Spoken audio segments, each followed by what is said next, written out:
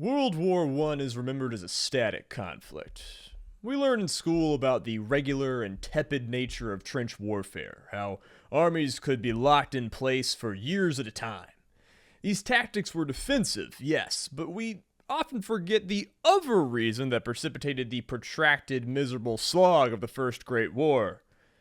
Armies did launch offensive. They did charge enemy lines. They did deploy daring and bold attacks. They just didn't always go particularly well. This is No One Is Competent.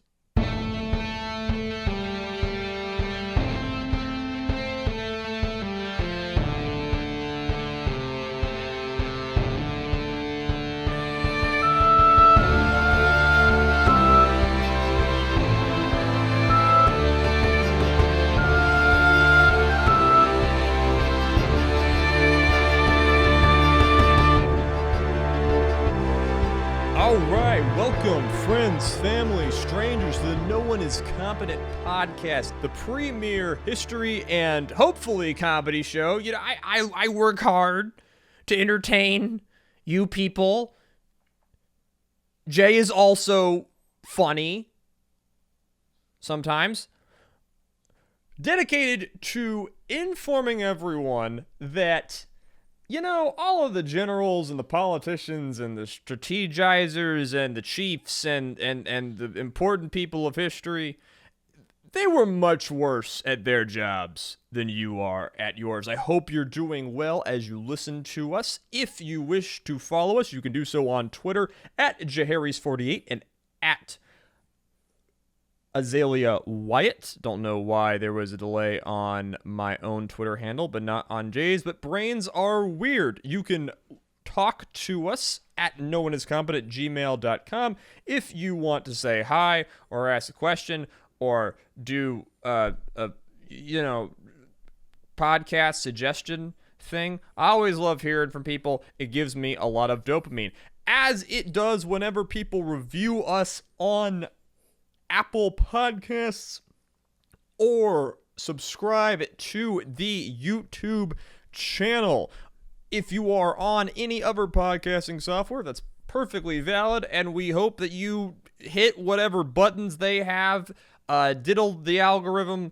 We deeply appreciate it because this show is coming at you with no advertisers, no endorsements, no products, no placements. It's just two dudes recording late at night after the Adderall has worn out, desperately trying to be entertaining. It's so hard. Jay?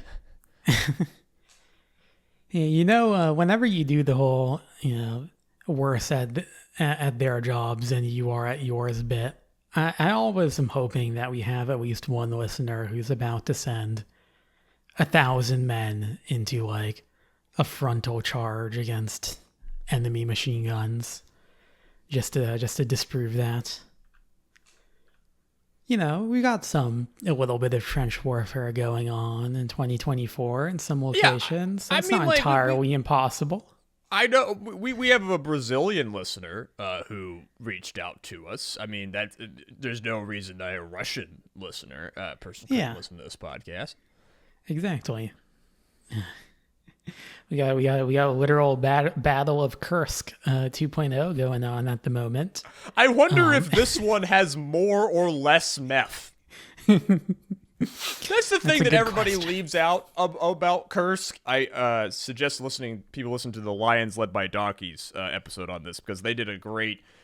Because Joe Kasabian was a tanker. And did a breakdown of this and emphasized just how they were on the good amphetamines. Like the good. Like the cold chill down your spine, pressure behind your eyebrows, seeing through the lines of code in the Matrix amphetamines. You know what I'm talking about, Jay? It sounds about right. But no, I'm very, very glad that this is not a current events podcast. I can't even remember all of the things that have happened since we last recorded, partially because I know it has been like 3 weeks since our last upload. We have jobs, and those jobs are hard. Suck my cock.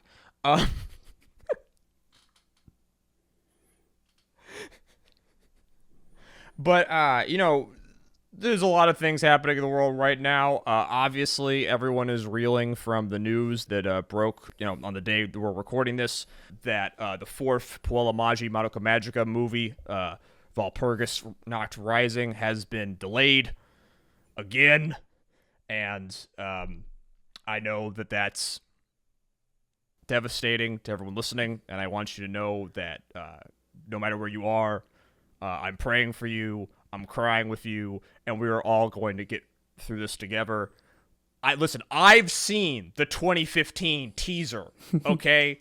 Like, that didn't turn into anything, all right? I've been in this game a while. But I mean, the new mobile game is getting gonna a be new coming mobile out game, soon. guys!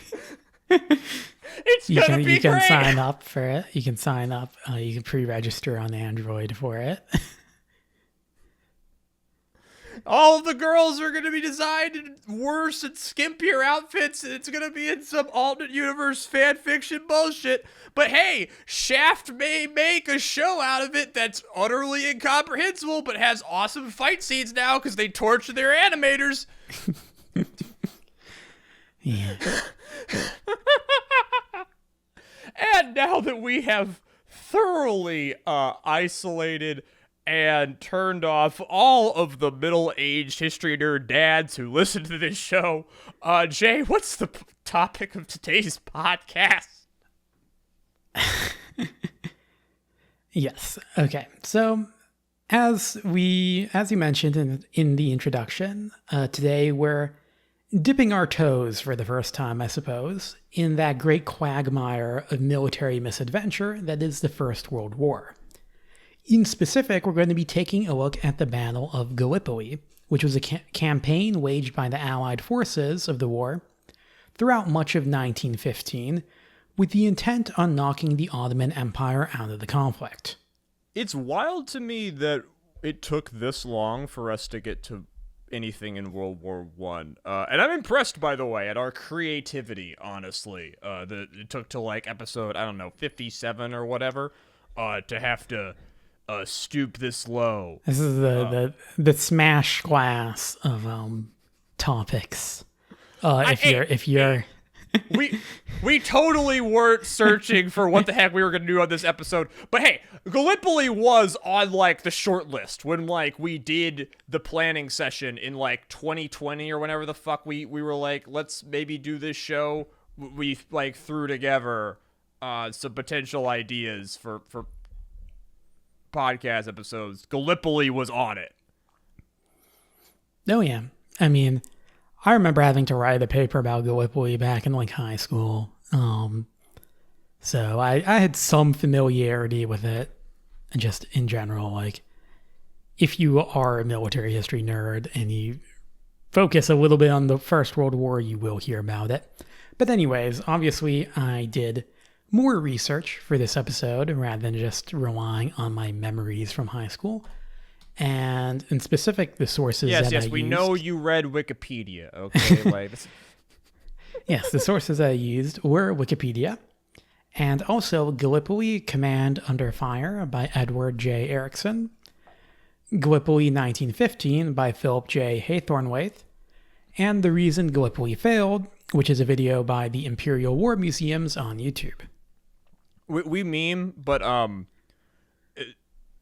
if you're not aware, Wikipedia is very hard to like sabotage and like change things on article. Like you can basically only fuck with articles that no one looks at. All of the important shit is pretty well vetted, and like the fact that Wikipedia is still free and existing is a modern miracle of the internet, and I don't say this often, but you should throw them a few bucks every once in a while. They are good when you like when like oftentimes when like we're doing a podcast, if like it's in Afghanistan or Vietnam or like while Jay's talking, I will just tab over go to Wikipedia and like just look up how big the country is, how many people live there, just to like give myself an idea of it. And I don't know, it's cool that Wikipedia exists, and maybe people shouldn't derogatorily joke about it as much. I mean, I have contributed a tiny bit in terms of editing things on Wikipedia. Very, very small amount, but I do it every now and then. Are you part of why most firearm articles are so fucking catty? No, I love unfortunately not. on firearm articles, Wikipedia specifically. It's like, this gun can do so and so, comma, though this has been disputed. Citation needed. And like, that's 3 layers of gun nerds actually each other. Yeah, and that's beautiful. That's when you go into like the revision history and just see the people arguing back and forth. Don't go into the revision history for anything about Israel-Palestine. That can be a fun time.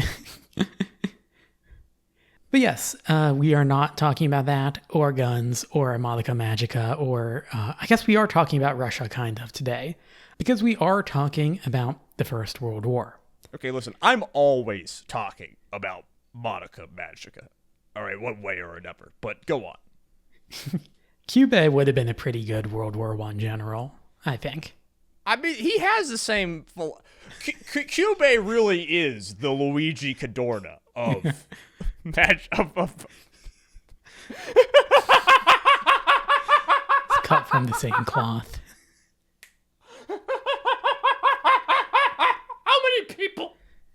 How many human beings on Earth know about those 2 people? Listen, there are dozens of us. Dozens. Okay, we're gonna get through this podcast, Jay. What World War I. Tell us about World War I. Yeah. So, World War I is obviously rather well known. I don't feel like I really need to introduce this conflict to our listeners. They all know what this is. That being said, you can't say that the course of the war does have a tendency to become blurred in people's minds. With World War II, I think a lot of people know like famous points and like how the course of the war went. The Germans advance and they take France and Poland and everything, and then you have like Barbarossa and then Stalingrad, and you get them being pushed back. And the same thing in the Pacific with Midway and everything, because there's a lot of, I guess, swings in World War II where it's swinging in one direction pretty heavily during the start of the conflict, and then the other direction, that's easy to keep track of. World War I, on the other hand, is viewed as mostly a static, unchanging slog. And, you can't really blame people for having that view of the war. That being said, it's worth remembering that at the time, the exact course the war would take would still remained up in the air. Both sides were trying to come up with numerous schemes that, if they had been successful, could have significantly altered its outcome. Yeah, like, they didn't, like, get together beforehand and plan to have, like, a 4-year static meat grinder. Okay, their fuck-ups led to that, but that was not intended. And we're going to be talking about kind of near the beginning of the war, the first year in this episode, and, like, no one really thought it was going to come to that. No. Yeah, anyway, so going to the beginning... the war in Western Europe, we'll start off with, begins in earnest in August of 1914. Now, the German forces initially make rapid progress, overrunning Belgium before... Whoa, Jay, we're getting a little ahead of ourselves, right? Like, are we not going to explain, like, why and how World War I started? No. Oh, okay, but like, I mean, could you just... I mean, how long could it take to explain what made all of the... No, we're not doing that. Really? Yeah. People can go reminisce about their Sidney Bradshaw Fay AP World History textbooks. We'll leave it at that for now. Fair enough. Yeah. So, anyways, the war starts in the Western Front, and the German forces initially make rapid progress, overrunning Belgium before plunging deep into French territory. But at that point, their advance is halted in early September at the Battle of the Marne. After this, both sides will attempt to turn the enemy's northern flank. This results in the so-called race to the sea that ends with the front line extending all the way up to the shores of the North Sea. This means that by the end of 1914, the stalemate that would come to characterize the war in the Western Front had already set in. Meanwhile, the vast expanses of Eastern Europe meant that the war in the East was shaping up to be a much more dynamic affair. And by dynamic, Jay means a shit show. Yeah. Unlike the French and British, who could concentrate their forces pretty much entirely against Germany, the Russians were faced with the task of fighting both the German and the Austro-Hungarian army along a massive front line. The Russians took the initiative, mobilizing faster than expected and invading eastern Prussia and Austrian-controlled Galicia. They were soon rebuffed in the north, however, with the Germans defeating the Russian army in detail at Tannenberg and the Masurian Lakes, and then pushing the Russians back into Poland. The Russians are much more successful against the Austro-Hungarians for reasons which are obvious if you know anything about the Austro-Hungarian army of this era. I don't, but I'll take your word for it. Yeah. Don't explain it. Keep moving. It's funnier that way. Now, to make matters worse for the Russians, another front opens up against them in October of 1914 when their old enemy, the Ottoman Empire, joins the Central Powers. Fighting in the Caucasus drew Russian troops away from the Eastern European theater, but perhaps even more damaging to their Russian war effort was the closure of the Turkish Straits, through which the vast majority of Russian maritime trade passed through. It is these two factors, the stalemate in the west and the threat posed to Russia in the east, that precipitated the Gallipoli campaign. Now, given that the Battle of Gallipoli is called the Battle of Gallipoli, which is a geographical place, we're going to talk a lot about geography. So if you're not watching this on YouTube, like open Google Earth or images or some shit so you can visualize this, okay? The Turkish Straits are a series of two straits that connect the Mediterranean to the Black Sea. Okay, and these are both giant bodies of water in Europe and Africa that are important for trade and, all that. Now, if you start in the Mediterranean and you go north to the Black Sea, you first have to enter the Dardanelles, which is a narrow strait bordered to the south by Anatolia and to the north by the Gallipoli Peninsula. All right, this is a narrow strip of terrain that hangs off the European mainland. Now, if you pass through the Dardanelles, which is 1.2 kilometers wide at its most narrow section, this water opens up to a relatively wide area known as the Sea of Marmara. It's a whole-ass sea, okay? So it's really big. But if you go through it, you're eventually going to get to the Bosphorus Strait, which is an even narrower strait that is home to Istanbul, formerly known as Constantinople. Only by passing through these two straits can ships cross from the Mediterranean into the Black Sea and vice versa. A fun fact, I used to think that both straits were referred to as the Dardanelles because Dardanelles is plural. And by used to, I mean 10 minutes ago before I read this script. Now, given its prominent geographic location, it should be a little surprise that the Dardanelles have played a significant role throughout much of history. To the ancient Greeks, it was known as the Hellespont, with the famous city of Troy, recovered in the 1870s, lying on its severed banks. That the battle fought by Allied soldiers in 1915 was so close to the location of the Trojan War, a conflict that resulted in the demise of most of the participants, was a fact not lost on some of the perhaps more poetically minded observers at the time. Of course, military interest in the Dardanelles did not end with Achilles and Paris. Okay, this part of the world is one of the bloodiest places on Earth. Over, checks watch, 4,500 years, maybe?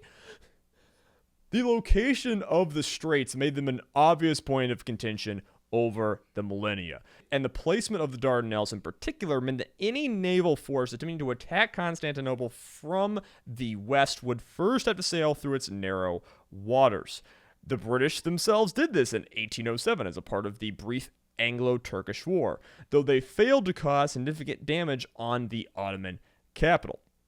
During the Balkans Wars of 1912 and 1913, the threat of an attack on the Dardanelles by Italy or Greece was raised, prompting the Turks to begin to fortify both sides of the strait.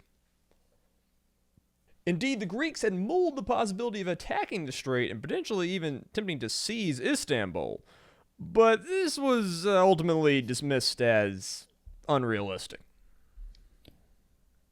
Now, British interest in the Dardanelles remained alive for much of the 19th century. The idea of seizing these straits was resurrected pretty much whenever a war with the Ottoman Empire seemed likely. Prior to the outbreak of World War I, it was not entirely certain that Turkey would side with Germany in a potential European conflict. There were pro-German, pro-British, and pro-French factions all within the Ottoman military and government, but ultimately it was the German alliance that prevailed in Constantinople. This alliance was solidified by the transfer of two German warships, the battle cruiser Goeben and the cruiser Breslau, to the Ottoman Navy in October of 1914. On the 27th of that month, these ships bombarded Russian ports on the Black Sea, thereby starting the Ottoman Empire's formal involvement in the war. And it's worth noting, because, we're going to explain later that the Ottoman Empire is, quote, the sick man of Europe, and they've been really getting kicked around for the last 150 years before this. But one of the reasons why it took them so long to die and why they're still around is that, even though so-called Western nations have a massive technological advantage on the Ottoman Empire, and even though they're so dysfunctional, attacking the Dardanelles and the Strait of Bosphorus and attacking Istanbul is just a logistical nightmare, even at this point on the tech tree. Even though you're probably not going to be sending dudes with siege engines at walls, even though you've got steam engines and guns and tanks and or not really tanks now, but you got shit. Okay, you got big guns. It's still going to be really, really, really hard. Yes. Because they just found the spot in the world where it's damn, it would be really hard to assault a city that was right here. I mean, there's a reason why the Eastern Roman Empire lasts for 1,000 years, give or take. Yeah, and these are the guys who took it from them, and their descendants are still there. Yep. So anyways, back to October of 1914. So at this point in the war, the British and French are currently engaged in that aforementioned race to the sea. Now this means that the idea of having, decisive war-defining battle on the Western Front was still seen as possible, and therefore diverting resources to the Mediterranean was not really considered. By January of 1915, however, the situation had changed. With the breakthrough on the Western Front seeming unlikely in the near future, officials in London began to search for new ways to turn the war in the Allies' favor. Knocking the Ottoman Empire out of the conflict was seized upon as one such opportunity. The Ottomans, as you mentioned, had long been viewed as the sick man of Europe. Their forces had been defeated by Italy and an alliance of Balkan states in a series of wars immediately preceding the First World War. And this meant that of the three main Central Powers, they seemed to be the easiest to defeat. And, once defeated, the British and French would potentially be able to convince the Balkan states to join the Entente and attack Germany's other weak ally, Austria-Hungary. Removing the Ottomans from the war had the obvious benefit of also relieving pressure on Russia. Russian troops would be able to be redirected from the Caucasus and back into Europe, but again, even more important is that the Black Sea route would be reopened to Russian ships. With the Baltic Sea under German control at this point, and the northern Russian ports basically unusable for half the year because of the ice, this was pretty important to Russia's war effort. Once open to Allied transit, the British would be able to send larger quantities of war material to Russia. The restoration of Russian trade would also be beneficial to Britain, as Russian grain exports could help to combat rising grain prices that were caused by a series of Southern Hemisphere crop failures, and of course, the war itself. And the Russian Navy is not going to be the one that's going to bust this open, for reasons that we have discussed previously on this podcast. Yeah. And so basically for all these reasons, an attack on the Turkish Straits simply looked like too good of an opportunity to pass up on. So yeah, it's going to be difficult because they're the Turkish Straits, and historically speaking, tough nut to crack. But high risk, high reward. What's the worst thing that could happen? With France under pressure from Germany, the responsibility for planning and conducting what would become the Gallipoli campaign fell mainly on the British. The question of how and where to attack the Ottomans remained open. The Secretary of State for War, Lord Kitchener, initially favored a combined arms attack on the city of Alexandria in southern Turkey. However, the proposal that soon gained more support was that of the First Lord of the Admiralty, because the British love just inventing stupid words, Winston Churchill. Oh, that's a guy. For a naval-only operation against the Dardanelles. Churchill's proposal was formed as a result of his consultation with Vice Admiral Sackville Carden. She sack on my ville till my card is in! The commander of Royal Navy forces in the Eastern Mediterranean. The idea was to force the Dardanelles open through the use of ships alone. This is a very just jam it through brute force plan. Yeah.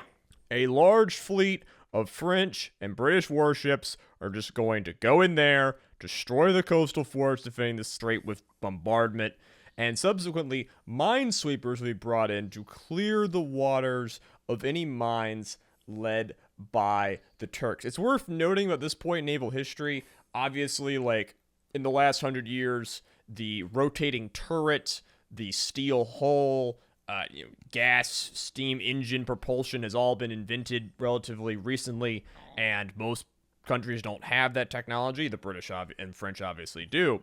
But those things are all very expensive. Putting a bunch of gunpowder in a barrel and rigging a crude pressure charge detonation system to it is not expensive. Indeed, it isn't. And this can allow, especially if you're a defender, hold up in a static location in a, the most famous choke point in history, that could give you certain advantages. So, okay, they're going to go in there, blow up all of the forts from the water, sweep the mines, and then go in. Now, once that is accomplished, the fleet would sail to Constantinople, where they're basically going to threaten the Turkish capital at gunpoint. It was seen as likely that Turkey would capitulate against such a threat, thereby ending their involvement in the war. But, no plan survives a punch in the face. Churchill's proposal played to Britain's traditional naval strength and promised a quick victory. The British are very well aware that the quality of their food and the beauty of their women have given them the greatest navy to ever be seen on Earth at this point, and they want to use it.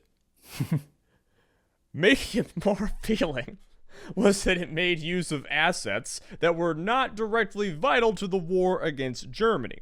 The British and French navies still operate a large amount of pre-dreadnought battleships, ships that were similar to those used in the Spanish-American or Russo-Japanese wars, but had been made obsolete by that rapid pace of naval advancement that I had already talked about.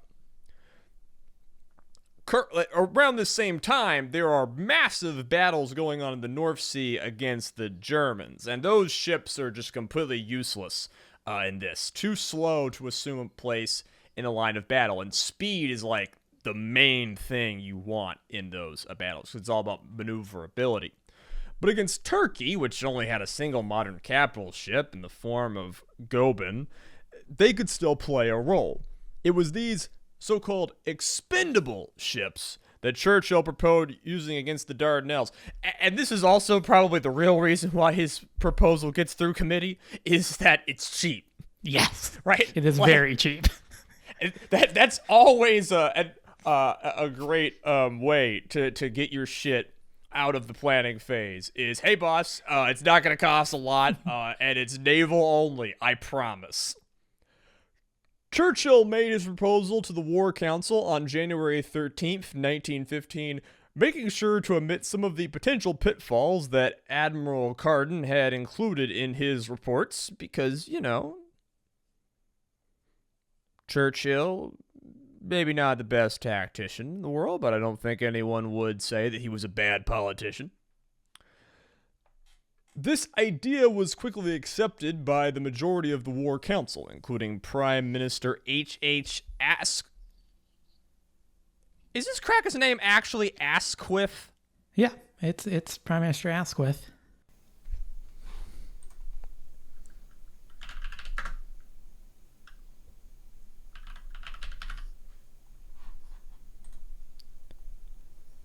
Okay, audience, I just Wikipedia it, and Jay is not fucking with me. This is true. The first Earl of Oxford and Asquith.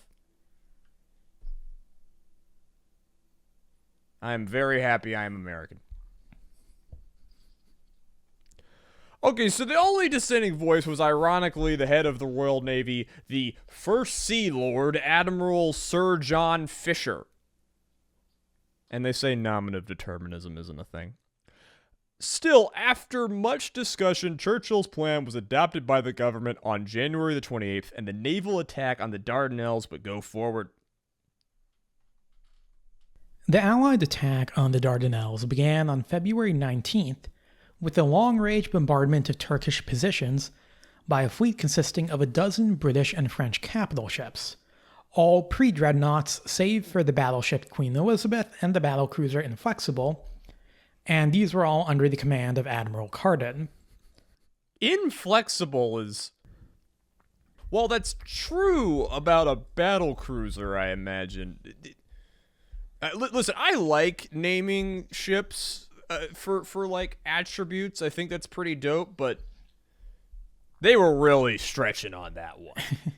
Like they're like, all right, we got a Liberty, we've got a Courage, we've got a Tenacity, we've got a Resolute. The British liked their letter naming schemes. So like they'll be like, oh, all the ships of this class will start with the same letter. It's like Inflexible sister ships were Invincible and Indomitable for reference. Just the thing they liked doing. Okay, but those names were good. Yeah, but Invincible kind of blew up instantly in the Battle of Jutland. Why not Incredible? Yeah, I don't know. Take it up with the no first one is Sea competent, Lord, Jackie people. Fisher. not even Fisher. Yeah. Yeah, they begin this bombardment on February 19th. And in the subsequent days, this will kind of be an on and off thing. They'll do a bombardment, then they'll kind of sail away, and they'll come back and do some more. And it's not constant, basically. But in the next few days, they keep on moving closer to the shores, and this allows them to knock out many of the Turkish forts. As the ships move in, however, they now came under fire from a more elusive foe, these being batteries of mobile howitzers. All right, I'm going to raise my hand here. So, like... Yeah. For all of the non-military nerds, like... the word howitzer is kind of used, like, when people say Google it. or like it like blurs between proper noun and non-proper noun. This is a type of gun, right? What exactly Yes. is a howitzer, and what A makes it a howitzer? is a type of field artillery that generally falls between what we'd call a field gun and a mortar. So a field gun is, you can see Which them is like a as, machine gun, right? not quite. A field gun is kind of the ancestor, or sorry, actually, I should say descendant of, like, you think like the traditional like Napoleonic or American Revolution cannon. You think of a big cannon mounted on a carriage. It's pointing basically parallel with the ground, maybe raised a little bit. And it's firing a fairly flat trajectory. Oh, so this is about angle, Yes. not size. Yeah. That's Whereas interesting. a mortar is firing at a really high angle. I mean, mortars are still used today. You'll see, soldiers drop a round down the mortar tube and they'll pop out of it, and it fires at a really like a lobbing high angle. A howitzer is in between the two. The mortars are also how most fireworks that are worth their stuff work, by the way. Howitzers are kind of these days the default kind of field artillery. They're the most common, so it's kind of used interchangeably nowadays, just like cannon or artillery. But yeah, that is what a howitzer is. So they're at like a 30 to 45 degree-ish angle? Yeah. Okay, thank you. So the Turks have these mobile howitzers. So you think of, if you've seen World War I or World War II field artillery, these are things that are mounted on wheels. You tow them around with pack animals or a truck if you're lucky enough to have one at this point in time, or just a bunch of people. And they're light enough that they can be moved about and hidden in, the rough terrain. They can be hidden behind a hill or in a ravine or whatever.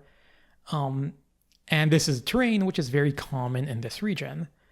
Now, this mobility makes it hard for the warships to deal with them. And while these guns are not powerful enough to destroy the battleships, they could threaten Carden's minesweepers. And the mines can definitely threaten the battleships. Yes. Now, mines, naval mines, as we know them, had been a thing now for a few decades. They started like major use in like the American Civil War and whatnot. Fun fact, folks, around this point in history, or maybe a little before this, mines were also called torpedoes. The term torpedo meant a sea mine before it meant a thing that was propulsed at an opponent.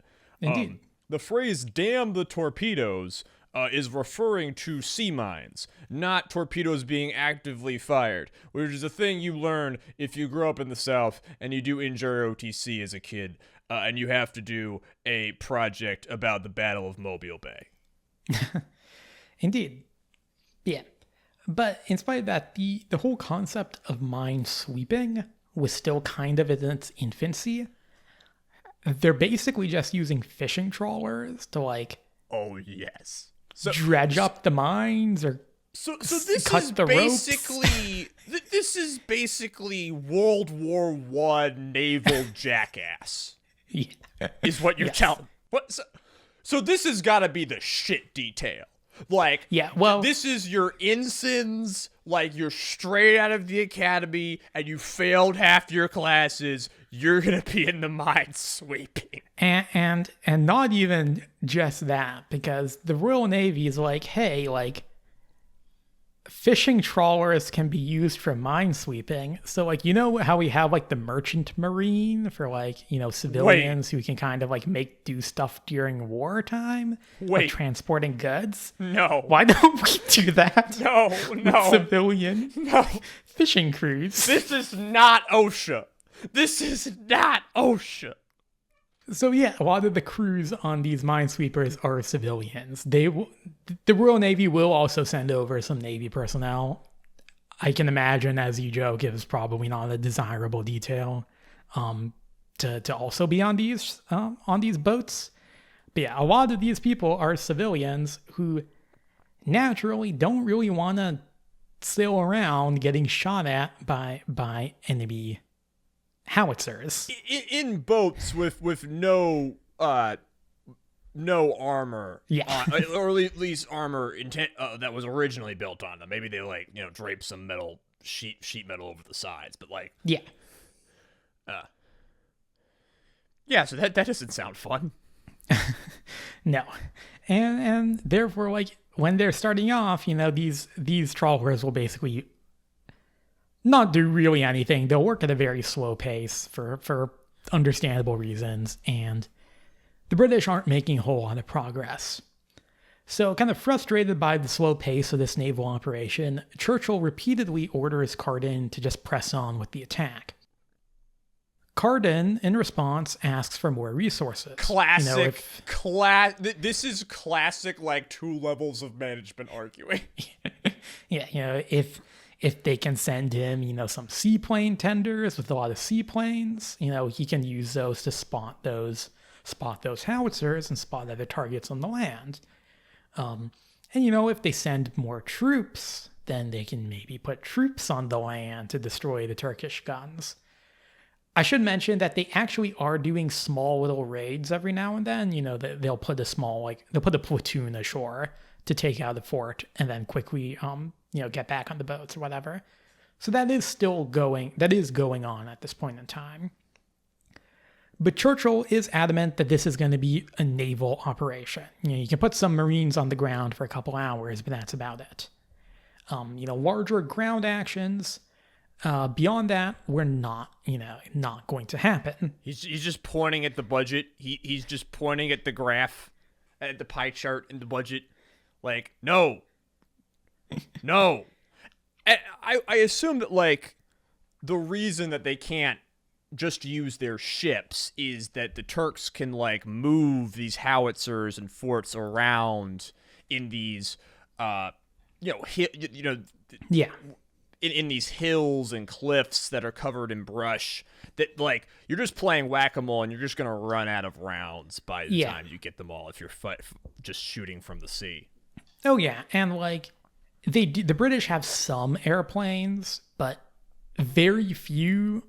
Aerial observation for directing gunfire is still in its infancy. It's 1915. Yeah, so it's if the enemy howitzer is not in your direct line of sight, the ship, you're not gonna see it. You're not gonna know where to fire.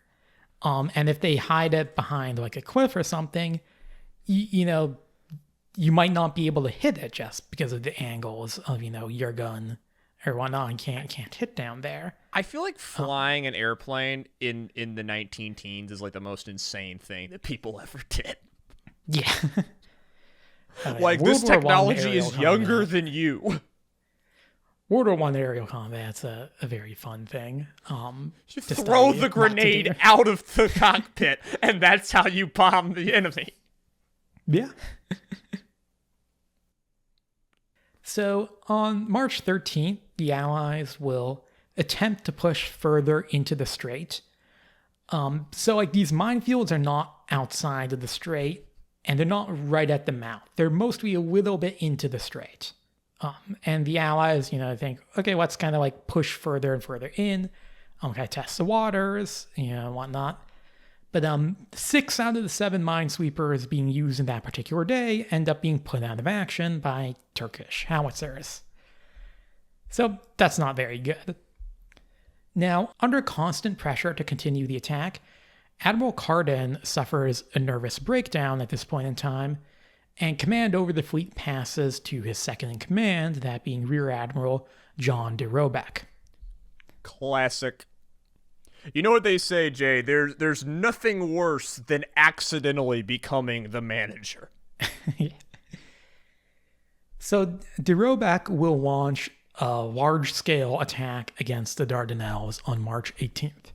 And this means he's sending his capital ships straight into the Dardanelles. The plan is to destroy basically all the remaining Turkish defenses, just going guns blazing, thereby paving the way for the minesweepers to deal with the minefields at night. But they're assuming here that they won't get hit by any mines before that. Kind of. Listen, I think they at this point they had kind of tried to figure out where the mines were. Like some of these are shallow enough that on a clear day you can actually see them. They can try to spot them with some of the airplanes that they do have. The Turks will actually be laying mines at night throughout this whole thing, which kind of means that there are mines in places which the British didn't expect them to be. And Speaking that of will which, lead to what we are about to describe. So this attack initially goes well. They destroy a lot of forts. But then the French battleship Bouvet strikes a mine, which destroys it almost instantly. This is your classical ammunition detonation sort of deal. The whole ship basically is gone. And remember, these are not top-of-the-line ships for this day. And even top-of-the-line ships for this day, like, if they hit a mine are going down. Like the technology of, like, the whole, like, oh, there's multiple chambers, and, like, we have, like, systems, damage control system. No, that has not been invented yet. Or it is not installed. You just got scuttled. It's in its infancy. Yeah.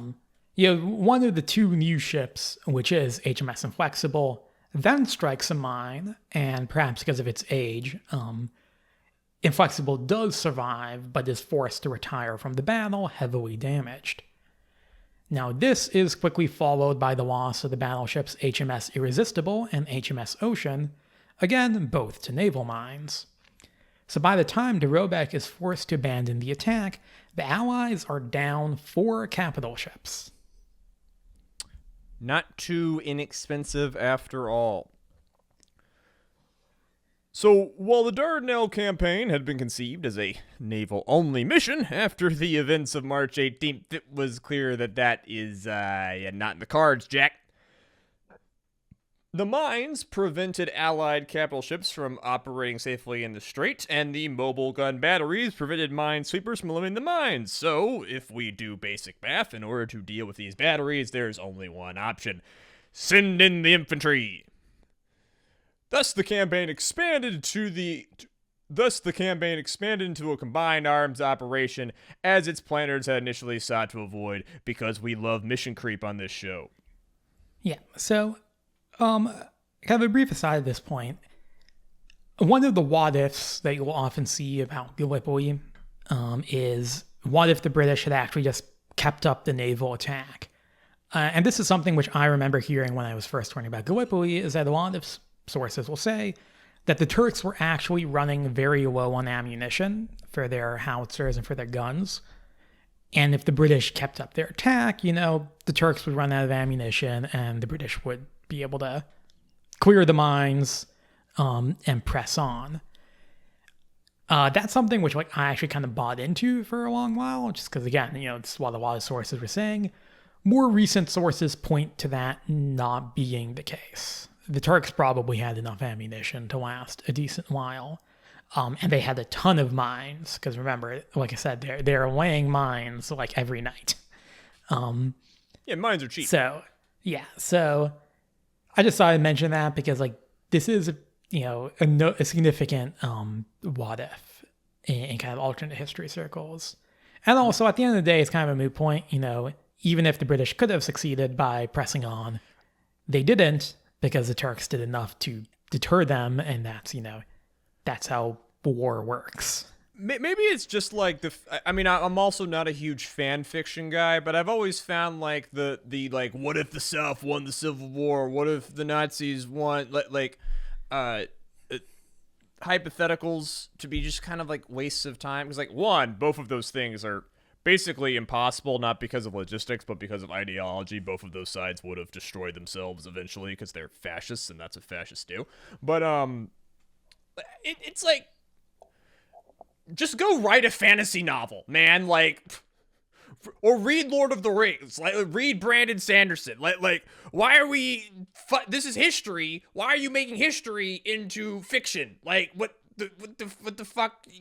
Or play Warhammer 40K. That's clearly what you want to do. You want to like have your little toy armies and moving around, and that's cool and that's fine. I just don't find this kind of what if stuff to be particularly academically interesting. You can be Harry Turtledove and write alternate history fan fiction about what happens if the South Africans go back in time and give the Confederates AK-47s. Okay, I don't know what you're talking about, and I'm frankly a little concerned that you know what you're talking about, and I feel like we're just not going to talk about that. Anyways, so we're back to the drawing board. We got a ground operation to put together, people, and command of Allied forces for this ground operation is going to fall to General Ian Hamilton, an associate of Lord Kitchener. As only a small number of troops have been prepared for the Dardanelles campaign, Hamilton needed over a month to gather and prepare a new army in British-controlled Egypt for the operation. The army raised by the British for this operation, the so-called Mediterranean Expeditionary Force, came to a total of around 60,000 men. Now remember, this operation had to be done on the cheap with materials that are relatively expendable. So half of this force was made up of the newly formed Australia and New Zealand Army Corps, the Anzacs. A further 16,000 French troops would also participate in the campaign, for a total of 76,000 men, a number deemed necessary by Lord Kitchener for the coming operation. But remember, that's like just his opinion, man. To that end, the Allies had initially attempted to convince Greece to join in the war against Turkey, but that plan had come to an end when pro-German officials came to power in Greece. But before that, the Greeks had told the British that they were going to need over 150,000 men to seize the Dardanelles. This high number was dismissed by the British, who had a low view of the fighting capability of the Turks. I mean, why would you trust the people who, live in the region and have been fighting the Turks since the Turks came over from Asia? But, yeah, well, what do I know? Still, 76,000 men was enough to make this the largest amphibious operation since the Mongol invasion of Japan, which you could also listen to on this podcast. And maybe just based on the fact that two of the largest amphibious invasions of all time have been on this podcast, I think that the Pacific campaign in World War II, along with D-Day, basically gave amphibious operations too good of a name. Jay, historically, they do not seem like a good idea. Yeah, I mean, so when we're talking about amphibious landings, there are two major types, opposed and unopposed. Those are fairly self-explanatory. I guess throughout a lot of history, unopposed were more common because, before countries and armies could patrol their entire coastline, if you could just find a beach that, the enemy doesn't have soldiers nearby, you can just kind of pull up and land some men and be on your way. And that's kind of the standard in the colonial era and whatnot. Mm-hmm. Now, oftentimes that leads in failure because then once the enemy finds out, they'll counterattack and you won't have many supplies and whatever. So even those tend to fail, I think, more often than they succeed. And remember, this is taking place in the same geographic neighborhood as the Battle of Marathon. Yeah. The OG bad amphibious landing. Yes. And then opposed naval landings, also much, much harder and also tended to fail fairly often. I mean, they weren't really all that common before the Second World War, for the reason being that, they're a bad idea. If you would like to learn more about that, I would suggest checking out the documentary, The First 20 Minutes of Saving Private Ryan. Yeah. I mean, even in the Second World War, before D-Day, you had the Dieppe raid, which is, I guess, another episode topic that we might eventually cover, which is kind of like a test run for D-Day that ended up going very poorly. It really is with D-Day and the Pacific Island hopping that we kind of really figured out how to do a good amphibious landing. And even then, you will still suffer very large casualties quite often. The fact of the matter is that assaulting a entrenched position is difficult. Assaulting an entrenched position while attempting to get out of a boat and then putting your boots in sand and water, that is that's a bad time. Yeah. But hey, listen, we're the British and the French and the Australians and the New Zealanders. We're built different. Okay? We got this. Hamilton's plans centered around the Gallipoli Peninsula, which lay along the northern banks of the Dardanelles. British forces were to land at 5 beachheads clustered around the southern tip of Gallipoli, known as Cape Helles. The Anzacs would be landed further to the north, at a location on the western side of Gallipoli, known as Airy Bernu. The troops at Cape Helles would push north to take central highlands of Gallipoli, while the Anzacs would march east to block Turkish reinforcements. French troops would be used in a diversionary attack on the Anatolian mainland before being withdrawn to reinforce Allied positions in Gallipoli. Once the peninsula was secure, the fleet would be able to resume operations against Constantinople. So what I'm already seeing right here is that, 76,000 people is a lot, but this is World War I. But that's chopped into multiple countries with probably a complex chain of command. And this is already a pretty complicated plan with a lot of moving parts. Yeah. And it's complicated. It's something which hasn't really been done before. And I think you have to remember, for a start, generals on all sides of this conflict, we're not fully prepared for the war. That is, a pretty well-known fact. The British generals in particular are not really used to even kind of fully studying and practicing for this massive scale of warfare. Most of these are kind of like the old colonial guys. Kitchener and Ian Hamilton are products of the colonial period. These are people whose experience with combat is, putting down rebellions in India and South Africa and whatnot. They're not doing what they are about to do right now. So, yeah, the chain of command will become very strained during the Gallipoli operation. Also, I just looked it up, just for those curious, the Gallipoli Peninsula, which I suggest you, again, if you're not watching the YouTube, which where I'll have a picture, you look up a picture of it. The Gallipoli Peninsula is 48 miles long, which is both very small and very long at the same time. Yeah. Small enough to be easily defendable, large enough to be very annoying to take. Yes. And, attempting to stop the British from taking this would obviously be the Ottomans.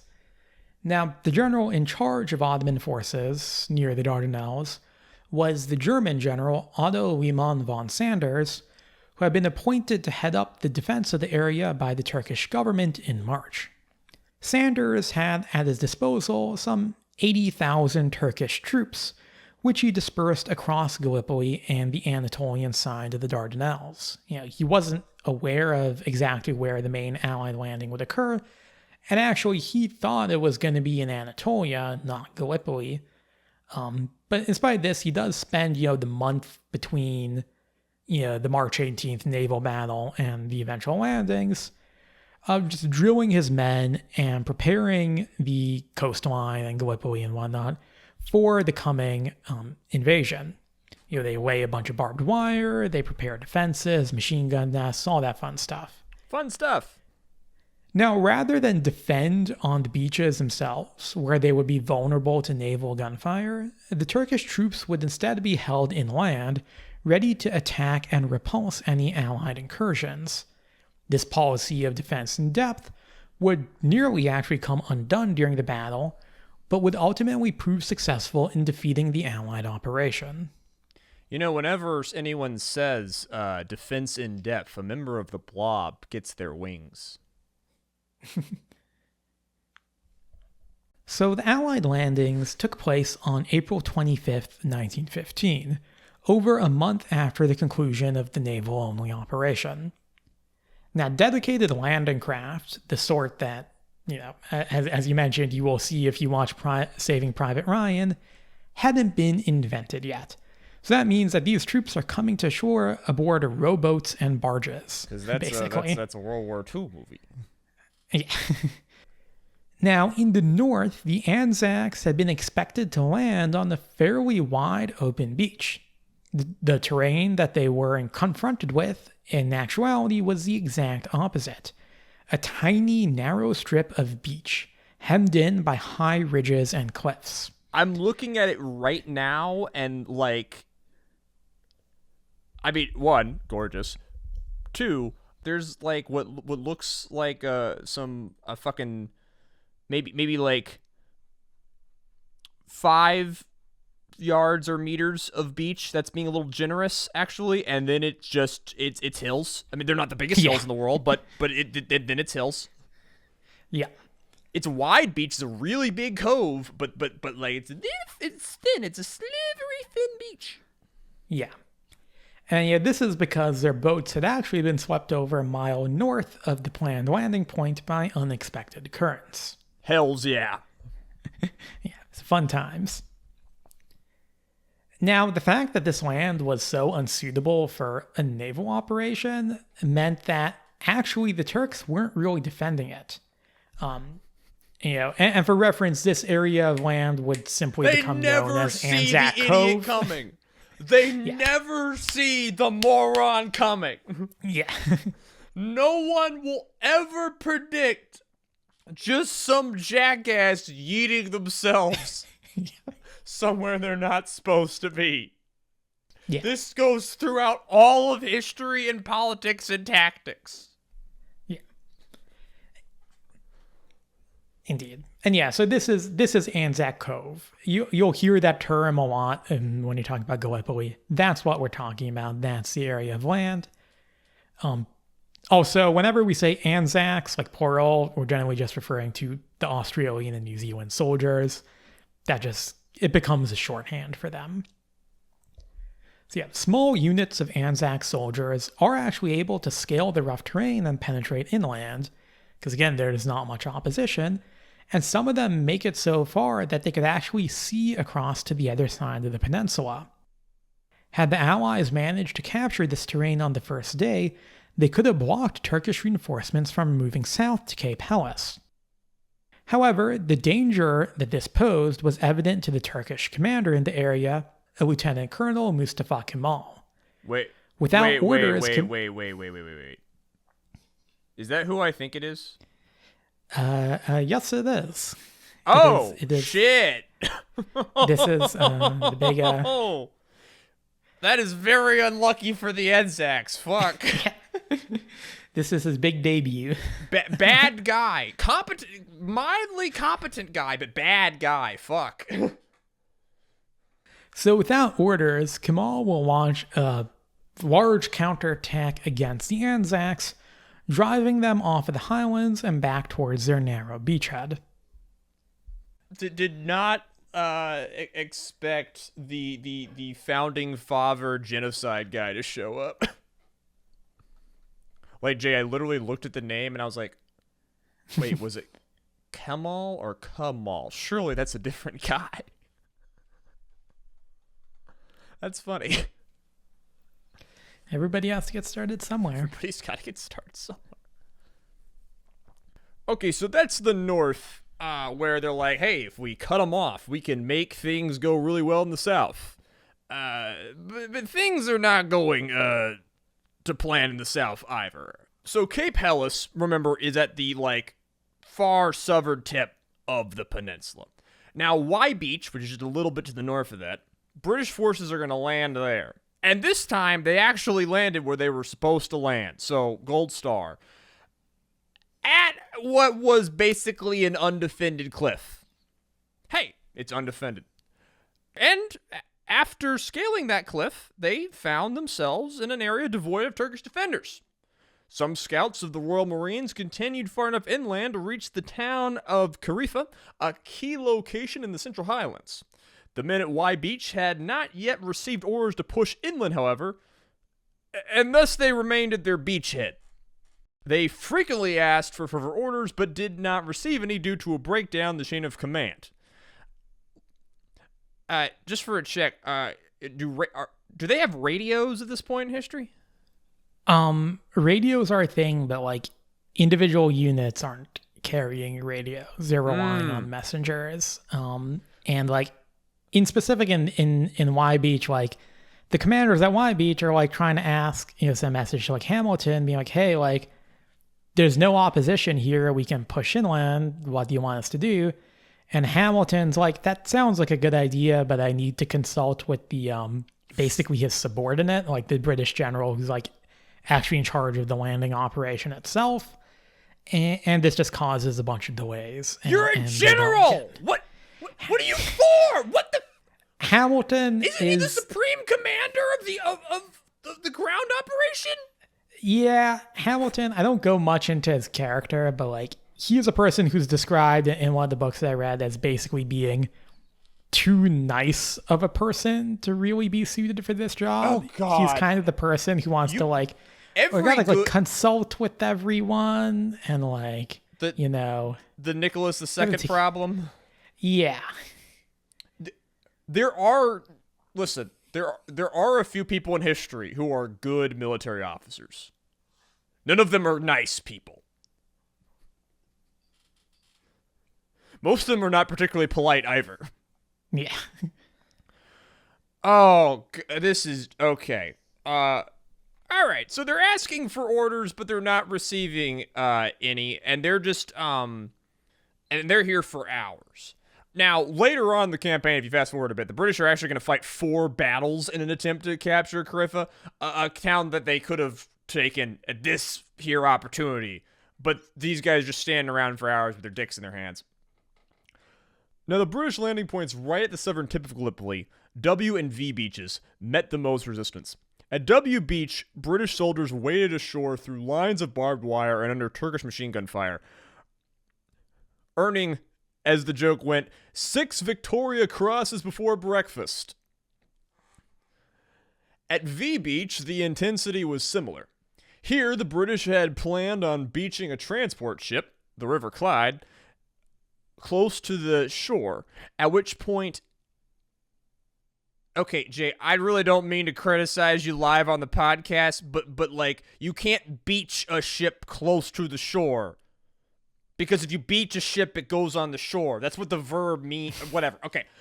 They're going to put the River Clyde on the shore, at which point soldiers are going to disembark from holes cut alongside of the vessel. That is some Looney Tunes-ass logic.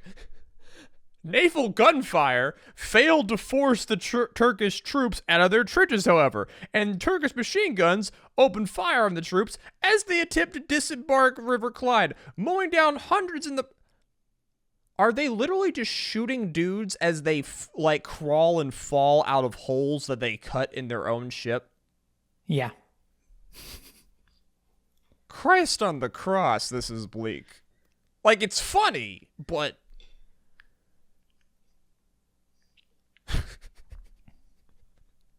You can't make this shit up. So beachheads would eventually be established at W and V, but not without extremely heavy losses. So while the Allied landing had been a confused affair with multiple mistakes and missed opportunities, at the end of the day, it still had been a success. The Anzac beachhead held out at Anzac Cove and on its surrounding ridges. And at Cape Helles, the various other beachheads were linked up to form a single lodgment. The British will basically just hold the southern tip of Cape Helles. So this means that the stage was set, seemingly, for the planned push into the interior of Gallipoli. Few Allied commanders could have expected that they would spend the remainder of the year hemmed in on the small strips of terrain that they had taken in the first few days of the campaign. Damn. So after realizing that the French landings on Anatolia are just a diversion, Sanders is able to redeploy pretty much all of his forces back to Gallipoli. So while the British are still holding on, at these little coastal lodgements, the Turks remained in command of the spine of the peninsula, much of which was made up of imposing highlands. Yeah, so just this is a peninsula that's probably 1 or 2 miles wide at its widest, if that. And it's very steep. Indeed, yeah. And the terrain of Gallipoli is very much suited for the defense. Cliffs, ridges, and hills pepper the island, and were particularly prevalent along its central portion. These bits of high ground were defended tenaciously by the Ottomans. Valleys and gullies formed killing grounds for Allied soldiers, and even the areas of flatter plateau were covered by thick, thorny shrubs and rocky outcrops that served to shelter snipers and machine gun nests.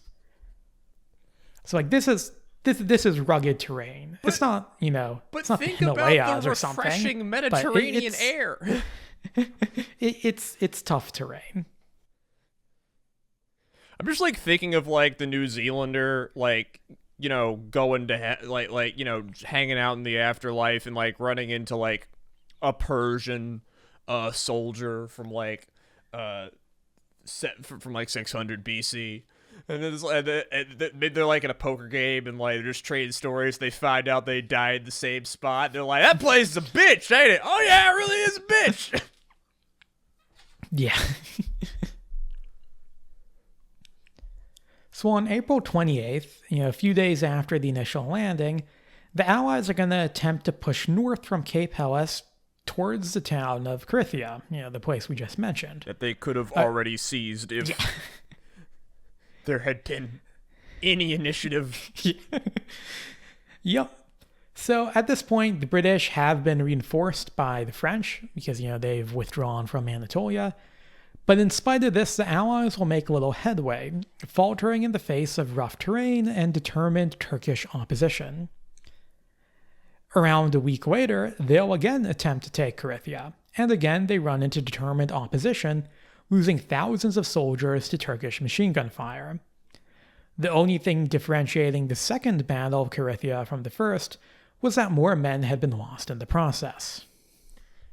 Now remember, the whole Dardanelles campaign had been launched, in part, to find an alternative to the stalemate that is going on in France and Belgium and Germany, the whole Western Front.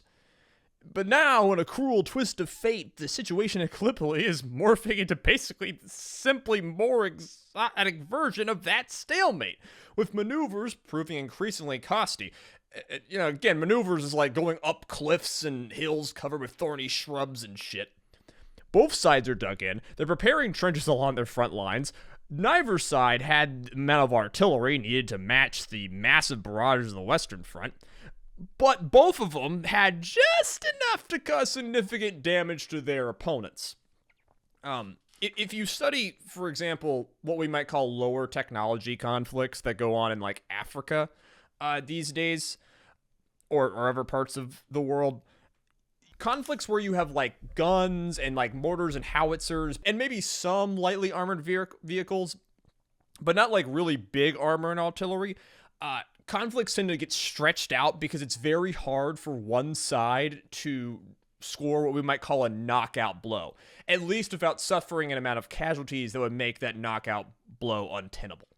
And so there's a lot of fuddling around, and this is a similar situation.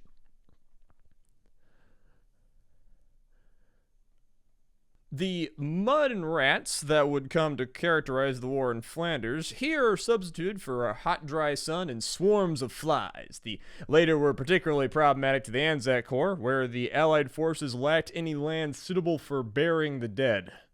Feasting on corpses and rations alike, the flies spread dysentery throughout the Allied and Ottoman armies. Following the Second Battle of Krithia, it was the Ottomans who would launch the next major offensive, attacking Anzac Cove with over 40,000 men on May the 19th. Like the Allied offensive before it, this Turkish offensive suffered heavy casualties and made little headway, with the Anzacs tenaciously defending the positions that they had set up along the ridges surrounding Anzac Cove. A few weeks later, the Allied forces in Cape Helles would again attempt to attack Carinthia, and again were met with failure. In the early weeks of the campaign, Allied forces would at least enjoy naval support from their nearby fleet. Yeah, what the fuck are they doing this whole time? They're chilling, kind of showing the Turks every now and then. It's kind of chilling. The longer Allied warships remained in Turkish waters, however, the more vulnerable they become. In May alone, 3 battleships were lost, 1 to a torpedo launched by a Turkish destroyer, and 2 to torpedoes from a German U-boat. While these pre-dreadnought battleships had been seen as expendable, their crews were not, and such the Navy began to take a more cautious approach to supporting the ground forces. The last major attempt to change the dynamic that had set in on Gallipoli came in August. Month 5? 4? Whatever. Seeking to break the stalemate, the British landed a further 20,000 men at Suvla Bay to the north of Anzac Cove. It was hoped that this force would be able to march inland and support the troops at Anzac in an attack on the Central Highlands. A 4th attack at Carinthia was launched as a diversion. Unfortunately for the Allies, this amphibious plan now met at a familiar end. The forces at Suvla were able to establish a beachhead, but failed to progress further inland due to poor communications and Turkish opposition. The Anzacs fought valiantly in their attempt to seize the central ridges, but were repulsed, and by the end of the war, the front line had barely changed. So, the Allies have more people, but they're just not coordinated. Yeah.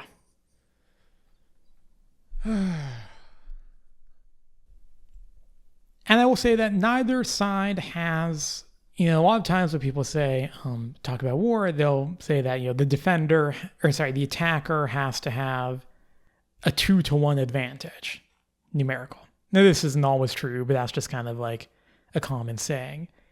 It is true that often, one side does benefit from having a numerical advantage if they want to achieve a decisive victory. Here, neither side really has a decisive numerical advantage. It kind of goes back and forth, but yeah, neither side can just flood the other with enough men to, change the outcome. But yeah, so speaking of outcome, by the fall of 1915, it's becoming clear that there's not going to be a great Allied victory at Gallipoli. The British, however, did hold on, as Hamilton feared the loss of prestige that would be caused by British withdrawal. Now, this won't really matter much because Hamilton himself is going to be sacked in October and replaced by a different guy, General Charles Monro. Good. Now, the British, again, were seemingly intent on hanging on to their limited holdings in Gallipoli, but events elsewhere in Europe made the prospect of doing this quite a bit more tenuous. Basically, what happens is that in October of 1915, Bulgaria will join the war on the side of the Central Powers, and this opens a direct rail link from Germany to the Ottoman Empire. With this established, the Germans are able to supply Turkey with more artillery and aircraft, both of which would pose a severe damage to the Allies at Gallipoli. With the campaign stalled and this threat in mind, Charles Monro recommended that the peninsula be evacuated of all Allied forces. The British government will accept his advice in November of 1915, and preparations for the Allied withdrawal began. Now, beyond the whole prestige stuff, one of the reasons why a lot of the Allied officers kind of didn't want to withdraw was that they feared the chaos that it could entail. These Allied soldiers are barely hanging on as is, so if the Ottomans catch wind of the retreat and launch an attack while it's taking place, they could cause potentially tens of thousands of casualties. Yeah, because troops boarding ships are very, very vulnerable. Hypothetically more vulnerable than when they come there. Yeah. Because you got to get the ships in, and then you got to get the people on them. And the weather was also a threat. The hot summer had given way to a particularly cold winter, with freezing rain and even snow causing thousands of cases of frostbite and exposure. So Anzac Cove and Sova, so again, these are kind of the northern areas, are going to be the first to be evacuated. While the bulk of the campaign up to that point had been characterized by errors and poor coordination, the withdrawal went essentially completely according to plan. Troop movements in the days leading up to the withdrawal successfully hid the Allies' true intentions. Ruses such as the drip rifles rigged to a sort of improvised water timer that was designed to pull the trigger and fire the gun at sporadic intervals, succeeded in tricking the Ottomans. Basically, they'd set up a bunch of these in a trench and fire a shot every now and then, so the Ottomans think, there's still people there. The evacuation began on December 15th, and within the next 5 nights, the entire Allied forces in the area had been successfully removed. Now, obviously, the Ottomans are going to catch on to this eventually, and once they realize that Anzac and Sova have been abandoned, they know that Cape Helles is going to be next. Now, the British will begin a phased withdrawal of their forces here in the late December, and General Sanders will in turn prepare to launch a massive attack. This attack, however, will be delayed by interference from the Turkish government, and when it is eventually launched, most Turkish troops will actually refuse to advance against the fire that's being laid down by the British rear guard. These Turks had fought hard in terrible conditions to defend Gallipoli from the Allies. Now, with the Allied forces obviously in retreat, they had little desire to risk their lives any further. Smart move. Good job. You should do that if you're forced to fight a war. And this means that by early January, this being January of 1916, the evacuation was complete, only 162 men having been lost in the process. In total, the Allies lost around 44,000 soldiers in Gallipoli, which is over half of their original 76,000 number. Though remember, they did add more people. They had like 20,000 on top of that. But this is still a clear and massive defeat. The worst for the British in the entirety of World War I. The Ottomans had achieved victory at the price of 87,000 men. The effects of the Battle of Gallipoli were not decisive or immediate. In a sense, it was a return to the status quo, albeit a return that had come at the cost of over 100,000 lives. The Ottoman Empire remained in the war, Russia remained cut off from the Mediterranean, and the hope of avoiding a prolonged stalemate by turning the Central Powers' flank had failed. There would be no easy victory in World War I. Now, the cultural legacy of Gallipoli would be massive, felt most strongly in Australia, New Zealand, and of course, Turkey. In Australia and New Zealand, Gallipoli would go on to form an integral part of their national identity. The only thing, Jay, I actually really knew about this battle beforehand is that in Australia, at least, I don't know about New Zealand, but I'm pretty sure in Australia, their version of Veterans Day is called Anzac's Day, because this is basically like the birth of them fighting. And Anzac Day is on April 25th, the day of that initial amphibious landing. Makes sense. There had been battles fought in Australia and New Zealand throughout the colonial period, but Gallipoli was in fact the first battle fought by Australia and New Zealand as nations, and in many ways can be seen as their debut on the international stage. And this was, I'm gonna go a pinch off script here because Anzac Day and like maybe more patriotic Australians and New Zealanders would highlight the perseverance and tenacity of the Anzacs as representatives of the national virtues of the countries. But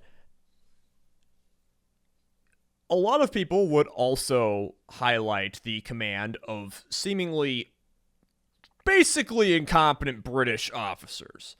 And a lot of people will claim that these battles and seeing how following Great Britain into a war is, you're going to be shoved against a cliff and shot at, and your best friend's going to be eaten by flies. And this is going to play a part in these countries forming an identity distinct from the British.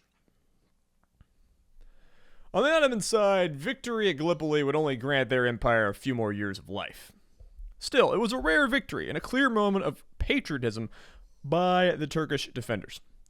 Of course, as we already highlighted, it serves a springboard for the career of the then fairly unknown officer Mustafa Kemal. In the aftermath of World War I, Kemal would come to seize power in Turkey, taking the name of Ataturk and overseeing the creation of the modern Turkish state. He is the most important person in modern Turkish history to this day.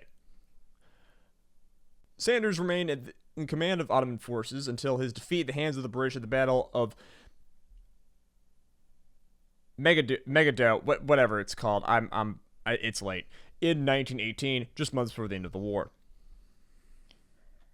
Now, in Britain itself, Gallipoli would soon come to be overshadowed by the vast battles of the Western Front. The reason why Gallipoli, British people are aware of it, but they don't think of it in the same way that the Australians and New Zealanders do, is because the British then have, like the Battle of the Somme and the various battles of Ypres and whatnot, which cause even more casualties. Battles that were so bad that they caused a dude as nasty as C.S. Lewis to convert to Christianity. Still, at the time, the failure of Gallipoli brought serious discredit to many of those involved in the operation. Churchill was forced to resign from his position as Lord of the Admiralty, and eventually was actually even forced to leave the government altogether. He's going to go rejoin the army for a brief stint, and then kind of worm his way back into politics. Prime Minister Asquith's popularity took a hit as well, and he's basically forced to form a coalition government with the Conservatives. The Conservatives will later ditch this government and form a new government, replacing Asquith as Prime Minister. This will actually also really be the downfall of the Liberal Party itself in Britain. After this, they'll never hold the position of Prime Minister ever again. Because but you're thinking like, wait, but Labour is no, not the Labour Party, Yeah. The Liberal Party. Yeah, different guys. Asquith, will later lose his office in 1916.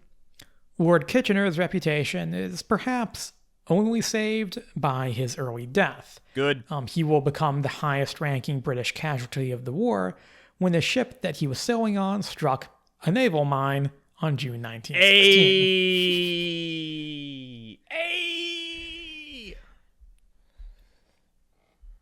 Yeah, he was actually going to meet our favorite guy, Tsar Nicholas II. Hells yeah!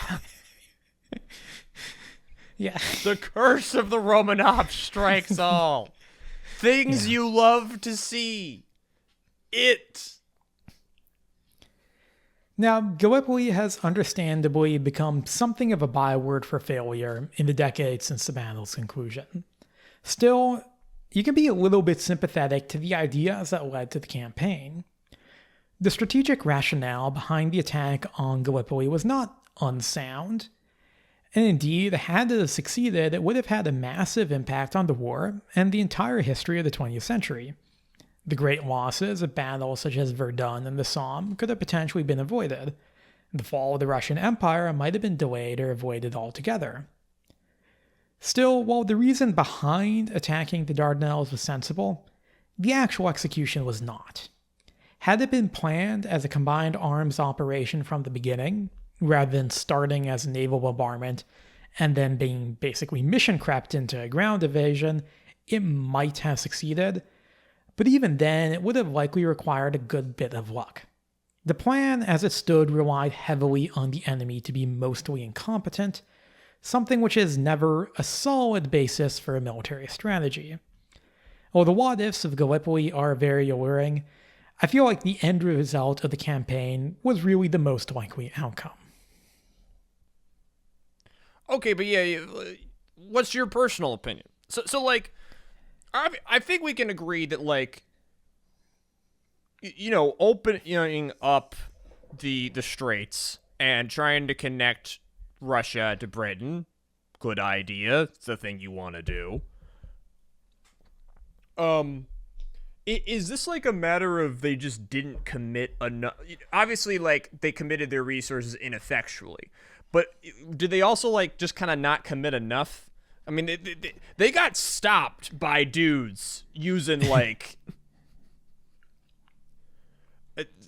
the equivalent then of, like, pea shooters and nail bombs. Like, terrain obviously played a huge degree.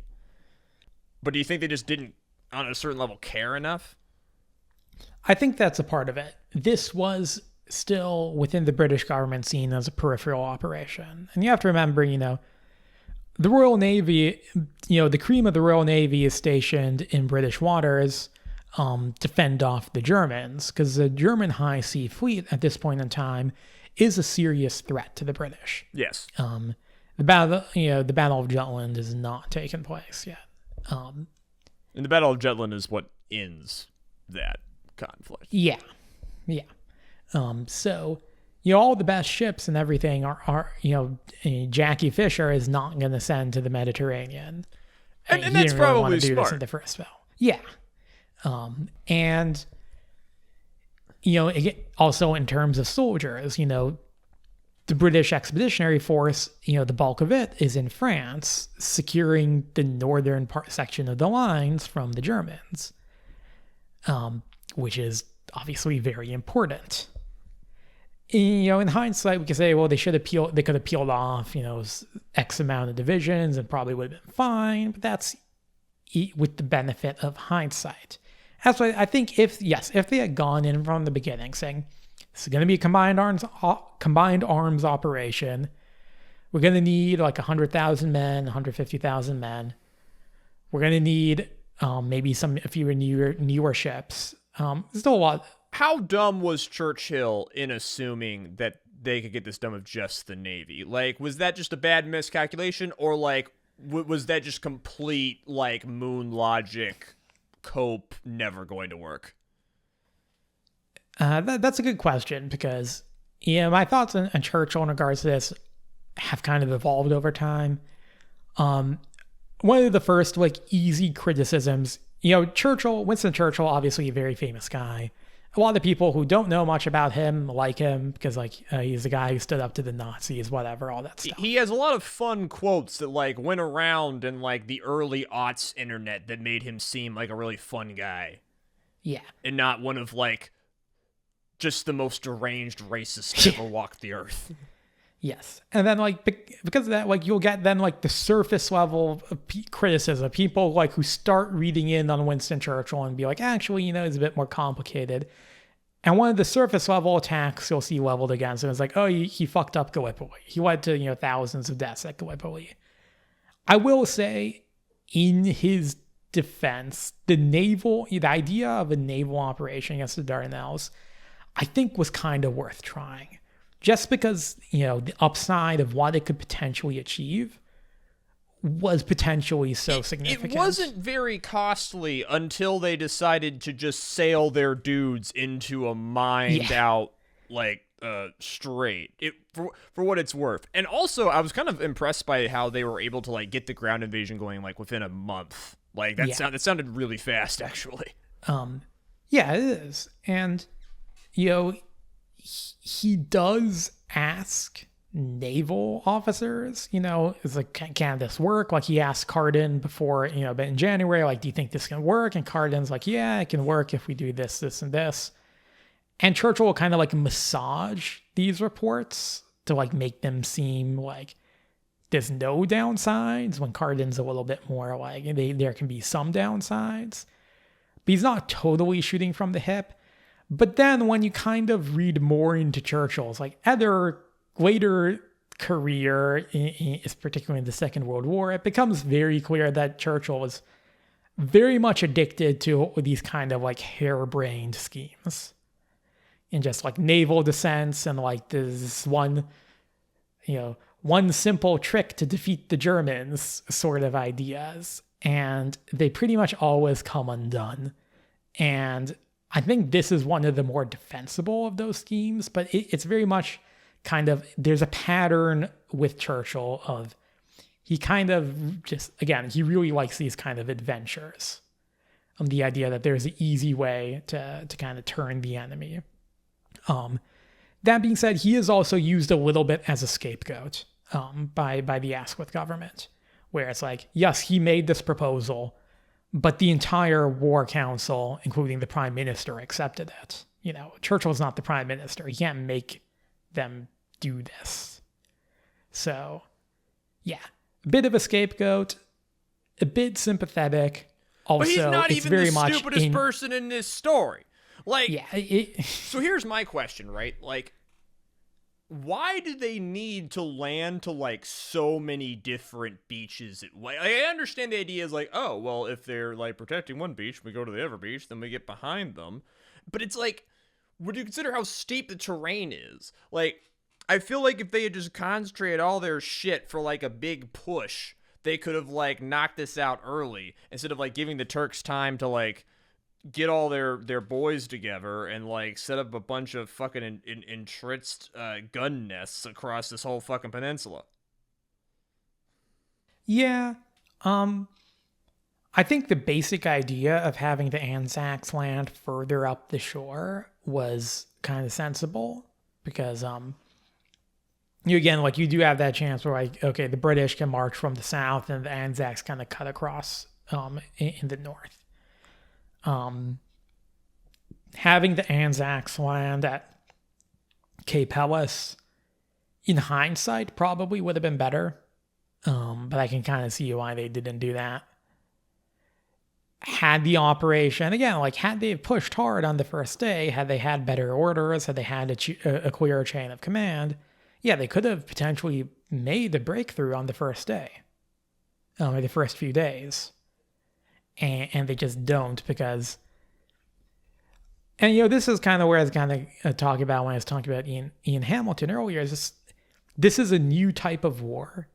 And this is a new type of campaign for a lot of these British officers. They're used to these little colonial wars against much weaker enemies. And they just don't have in mind, like, all these things about, like, how are we going to coordinate, tens of thousands of men?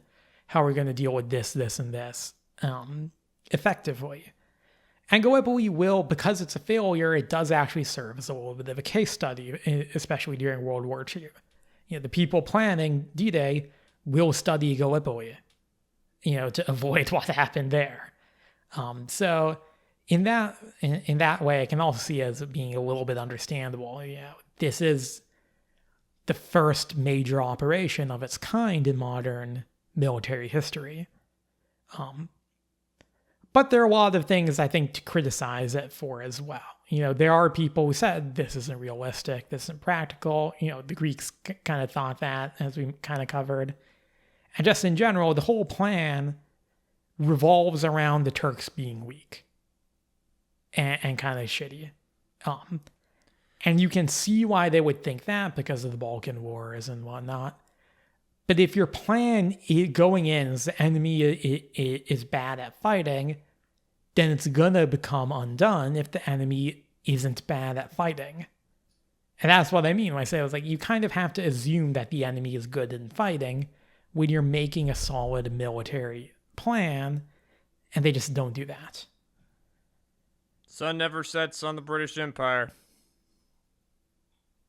Yeah. Amazing how low the standards are. All right, that's gonna do it. In conclusion, don't climb up a cliff only to charge a machine gun nest. I would suggest you don't do that. Yeah, the Adderall is completely fucking out of it, folks. Oh, hey, I meant to say this at the beginning, but fuck, if anyone's still listening, this will be like the third podcast I've edited with my new setup and editing software. And if you think anything sounds weird, like the one of us is like too loud or something, please like either email me or sound up in the YouTube comments, which I occasionally read. I should read them more. I should read them more. We get a lot of weirdos. I mean, you get a lot of weirdos on YouTube in general, but just like, turns out every loser in history has fanboys, and those fanboys are even bigger losers than they are. I'm just waiting till we eventually cover McClellan in some capacity. I mean, I hope we do. Can we cover McClellan? And I really hope that one of the most evil man in the Civil War. That there are McClellan stands. They exist. I hope one of them comments on our video. I mean, everyone has to go through like an asshole Couturian phase when they're 14. You know, let the kids grow. All right. On that note, that's gonna do it. I love you, Jay. Feel some emotion towards you. This is No One Is Competent. Next time we will be covering either Studio Shaft or the War of the Sixth Coalition, depending on what mood we're in. Ciao.